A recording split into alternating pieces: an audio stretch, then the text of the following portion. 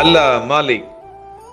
என் அன்பு குழந்தையே, என்னுடைய மசூதியை அடைக்கலமாக அடைந்து எத்தனையோ பேர் தங்களுடைய இக்கட்டுகளில் இருந்து தப்பித்து உள்ளார்கள். நான் மிகவும் தயை நிறைந்தவனாக என்னுடைய பக்தர்களுக்காக உழைப்பதற்காக நான் தயாராக இருக்கிறேன். என்றும் என்னுடைய கைகள் அவர்களை நோக்கி வாருங்கள் வாருங்கள், உங்களுக்காக என்னுடைய வாழ்த்துக்களை தருகிறேன் என்றும் என்னுடைய தஞ்சத்தை கண்டிப்பாக உங்களிடத்திலே தருவேன். என்னிடத்திலே தஞ்சம் அடைந்தவர்களை என்றும் நான் கைவிட மாட்டேன் என்று சொல்லிக் கொண்டிருக்கிறேன்.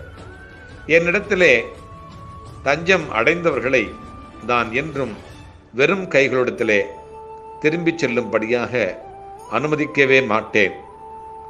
இந்த மசூதியிலே தயை நிறைந்த இதயத்திலே நான் இருக்கிறேன். என்னை அவர்களுடைய இதயத்திலே இருத்தி கொண்டவர்கள் யாராக இருந்தாலும் அவர்கள் உண்பதற்காகவும் எதற்காகவும் அவர்கள் யாரிடத்திலும் பிச்சை எடுக்க வேண்டிய அவசியமே இருக்காது. என்னை மறந்து போனவர்களாக இருந்தாலும் கூட ஒரு நேரத்திலே என்னை தஞ்சமடைந்து விட்டு திரும்பி சென்று என்னை திரும்பி பார்க்காமலே இருந்தாலும் கூட அவர்களை நான் என்றென்றைக்கும் மறவாமல் அவர்களுடைய வாழ்க்கையிலே நான் அவர்களுக்கு தேவையானதை செய்து கொண்டே இருப்பேன். அவர்களை காப்பாற்றுவதே இந்த மசூதி மாயின் நோக்கம். இங்கே இருக்கிற நான் உலகெங்கிலும் நான் என்னுடைய பிள்ளைகளுக்காக அவர்கள் வாழ்கின்ற இடங்களிலெல்லாம் நான் என்னுடைய சூக்ஷ்ம உடலால் அவர்களுக்கு நல்லதை செய்து கொண்டே இருக்கிறேன்.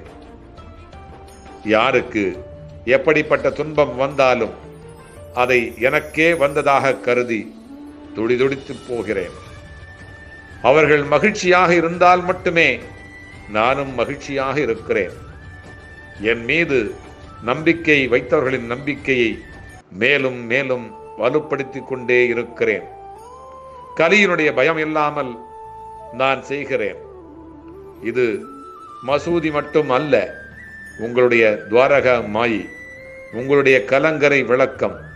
இந்த இடத்திலே அன்பு நிறைந்திருக்கிறது, இந்த இடத்திலே வாய்மை நிறைந்திருக்கிறது, இந்த இடத்திலே உயிர்மை நிறைந்திருக்கிறது, இந்த இடத்திலே மகிழ்ச்சி நிறைந்திருக்கிறது.